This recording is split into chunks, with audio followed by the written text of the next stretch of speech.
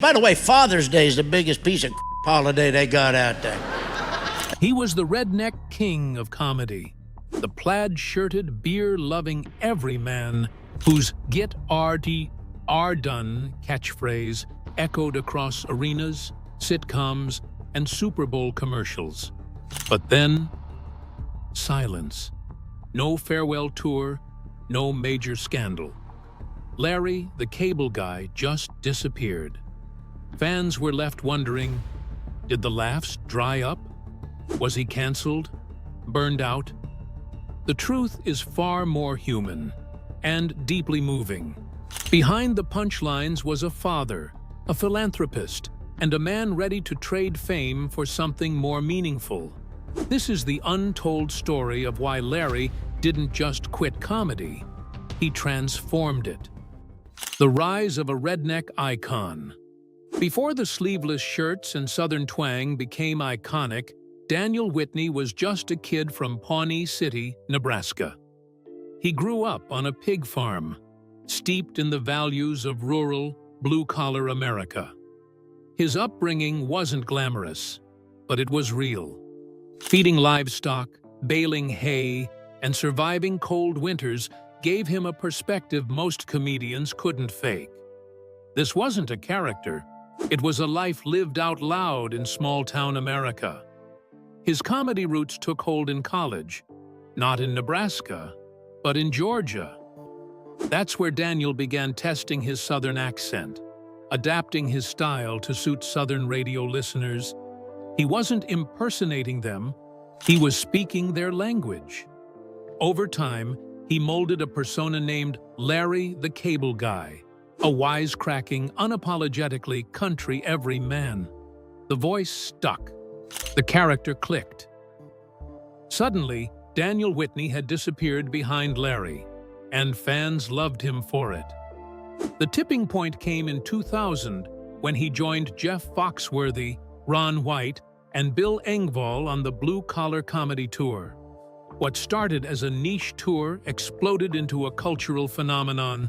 Larry's exaggerated redneck humor, laced with honesty and charm, gave voice to millions of rural Americans who rarely saw themselves on TV or heard themselves in comedy clubs.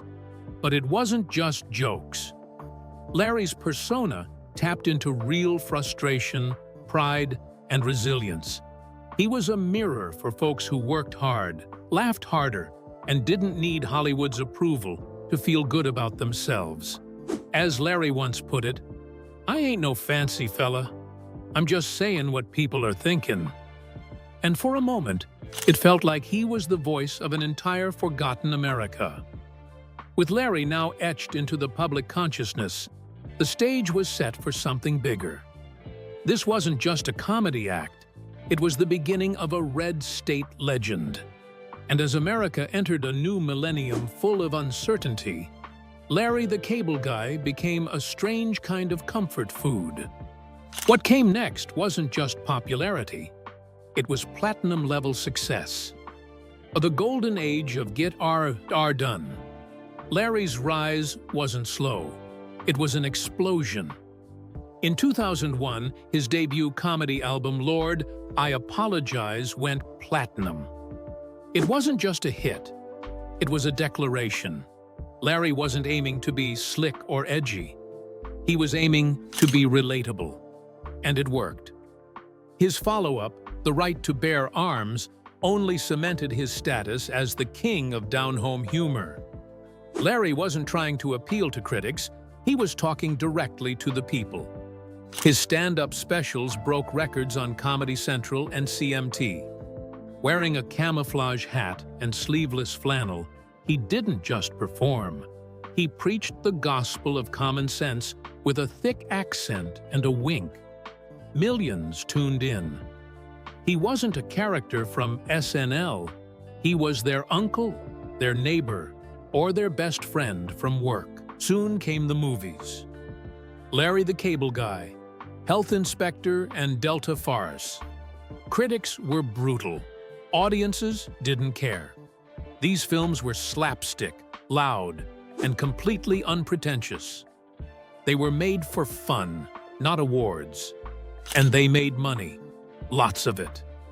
In post-9/11 America, where uncertainty was high and cynicism was rising, Larry's goofy patriotism and no-filter jokes felt like a throwback to simpler times. Larry wasn't just making people laugh, he was becoming a symbol. The guy who didn't change his act for Hollywood. The guy who told fart jokes on national TV and still got standing ovations. The guy who didn't look down on his audience, but stood with them, shoulder to shoulder. That's why they bought his albums, watched his specials, and filled up arenas to see him live. But behind every punchline, there was a pattern, a rhythm that people could latch onto. Larry's magic wasn't just in the jokes, it was in the words. Simple, sticky, and unforgettable. And those catchphrases, they didn't just define his act, they defined an era of comedy, culture, and connection. Catchphrases that defined a generation. Git-R-Done. 3 syllables, 1 cultural earthquake. What started as a joke became a national mantra. It was yelled at concerts, scrawled on bumper stickers, printed on coffee mugs, and tattooed on arms. To fans, it meant more than just finish the job. It meant pride, grit, and not taking life too seriously. Larry didn't just write it, he lived it. Another gem? I don't care who you are, that's funny right there. It was both a punchline and a peace offering. No matter your background, Larry welcomed you into the joke. His humor might have been crude, but it had heart. That phrase reminded us, it's okay to laugh at the silly stuff, even when the world feels heavy. Larry's success wasn't an accident. His catchphrases were engineered to stick, but they didn't feel forced. He built a comedic world where everyone knew the language. His fans weren't just watching, they were participating, repeating his lines at family dinners, football games, and factory floors across America. And of course, with those lines came merchandise. Larry licensed everything from hot sauces to greeting cards. He wasn't just a comedian, he was a brand. But instead of selling out, he sold what he already believed in. I'm just being me, he said. And if that makes someone laugh, well then, Git-R-Done. Mater, Pixar's most lovable tow truck. In 2006, Larry's gravelly southern twang took an unexpected turn into animation history. Cast as Mater in Pixar's Cars, Larry didn't just voice a side character, he gave life to one of the most beloved animated figures of the decade. Mater wasn't flashy or smart. He was loyal, goofy, and full of heart. And Larry made him unforgettable.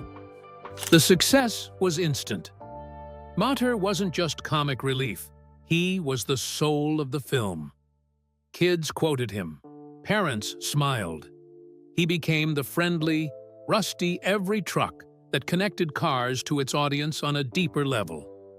Mater's wide-eyed innocence felt genuine because Larry gave him something most animated characters lack: authenticity. As Larry said, Mater is just me if I had wheels. By Cars 2, Mater took center stage. A full-blown secret agent adventure with tow cables and explosions, the movie leaned heavily on Larry's charm. While critics were divided on the sequel, audiences still adored Mater. Pixar doubled down with Mater's Tall Tales, a series of short films that kept Larry's voice and humor alive in living rooms around the world. What made Mater magic wasn't just the jokes. It was the heart. Larry brought sincerity to a genre that often leaned on sarcasm. He showed that being a little backward doesn't mean you're not wise. In many ways, Mater was Larry's purest form, silly, sweet, and surprisingly deep. But just as Larry's voice soared in animated stardom, his boots stayed planted in the real world. Fame was growing, money was pouring in, and Larry seemed unstoppable. So when he launched a show all about the quirks of America itself, it felt like a natural next step. Not a detour, but a deep dive into everything that made his brand so enduring. Only in America. In 2011, Larry shifted gears. He wasn't just going to joke about America, he was going to explore it. Only in America with Larry the Cable Guy premiered on the History Channel and instantly hit a nerve. The premise? Larry would travel across the country, experiencing unique slices of American life. Everything from bull riding with cowboys to milking goats with Amish farmers. It wasn't just funny, it was curious. Larry didn't mock. He marveled. In each episode, he leaned into the experience, asking questions, trying new things, and respecting the people he met.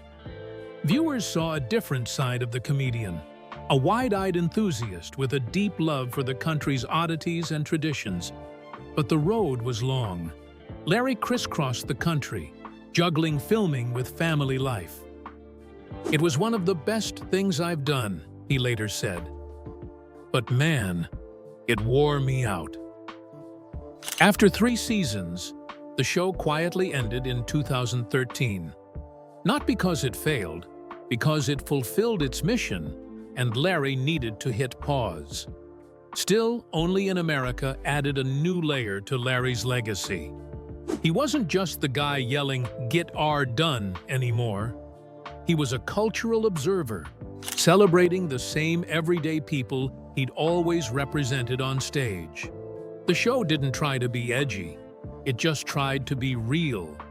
And in doing so, it won over fans old and new. But behind the scenes, something had changed. The road trips, the relentless schedules, the pressure to stay on all the time. It all started to take a toll. And suddenly, the man who made millions laugh was facing his own internal reckoning. The stage lights were still bright, but Larry's heart was pulling him somewhere quieter, somewhere deeper. The breaking point. Behind the curtain. Fame was never supposed to cost so much. After years of non-stop touring, filming, and performing, Larry hit a wall. The sleepless nights, airport food, and 200 show years had added up. What started as a dream job had become a grind. And for a man who built his career on joy, the exhaustion felt like betrayal. Larry started pulling back. He wasn't retiring, but he was reevaluating. "I missed birthdays. I missed recitals. I missed life," he admitted. "Being funny ain't worth it if you're not there for your family." The comedian who once filled stadiums chose instead to fill living rooms, and not with jokes, but with presence. Health also became a factor. Years on the road caught up with him physically. Sore joints, lack of sleep, and the emotional weight of burnout left him facing some tough choices. The body that once sprinted across arenas needed rest, and the mind that created laughter needed peace.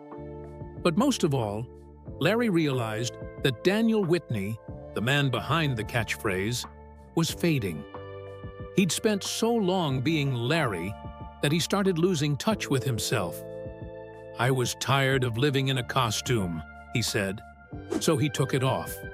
Not with drama, not with tears, just with a quiet decision to slow down and show up for what mattered. His son's diagnosis changed everything. The final push away from the spotlight didn't come from burnout or fatigue. It came from something much deeper: fatherhood. When Larry's son, Wyatt, was born, doctors discovered he had hip dysplasia, a condition where the hip joint doesn't form properly. The diagnosis turned Larry's world upside down. Suddenly, The man known for making people laugh was sitting in hospital rooms, holding his infant son, waiting for surgeries and test results. "Nothing prepares you for that kind of fear," he once said. The jokes stopped being the most important thing in his life. Wyatt did. Every hospital visit reminded him that the applause could wait. His son couldn't. Larry and his wife, Kara, were so moved by the care they received at the Arnold Palmer Hospital for Children that they decided to give back in the biggest way possible. In 2010, they donated $5 million to the hospital, funding the creation of the Wyatt Whitney Wing, a state-of-the-art pediatric facility named in honor of their son. It wasn't just a donation, it was a mission.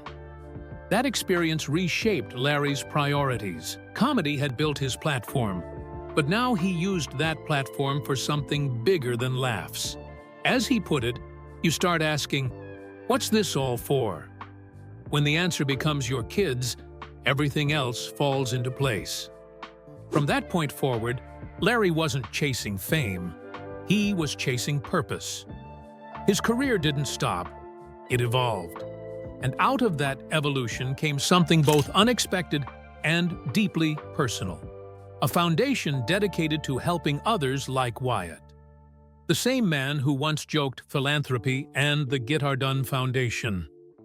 In 2009, Larry and his wife launched the Git-R-Done Foundation, a name rooted in laughter, now tied to hope. At first, it supported pediatric hospitals. Then it expanded: veterans, disaster relief, school programs, and even scholarships for underprivileged students. Larry wasn't just donating money, he was showing up. He attended fundraisers, met families, and kept the foundation active through hands-on involvement. What made Larry's approach so effective was its sincerity. He didn't wear fancy suits or rehearse speeches. He showed up in camo and jeans, spoke from the heart, and made people laugh through their pain. He never tried to outshine the cause. In fact, he often skipped the spotlight altogether, letting the recipients tell their stories instead. Events hosted by the Git-R-Done Foundation had all the humor of his old stand-up sets, but with a mission. They raised millions. More importantly, they restored dignity and hope. Larry used his fame to amplify needs that were too often overlooked. In a way, his charity work mirrored his comedy. He always stood up for the little guy, the regular Joe who worked hard and never asked for much. Now, instead of punchlines, he delivered hospital beds and school books. He proved that even a redneck joke can have a big heart behind it. But while Larry was giving more of himself to family and charity, the public began to wonder, where had he gone? The arenas were quiet. The TV specials stopped coming. Fans assumed he'd faded away. The truth? Larry hadn't disappeared. He'd just walked away from the noise. But he didn't stop working. He simply found a smarter, quieter way to do it.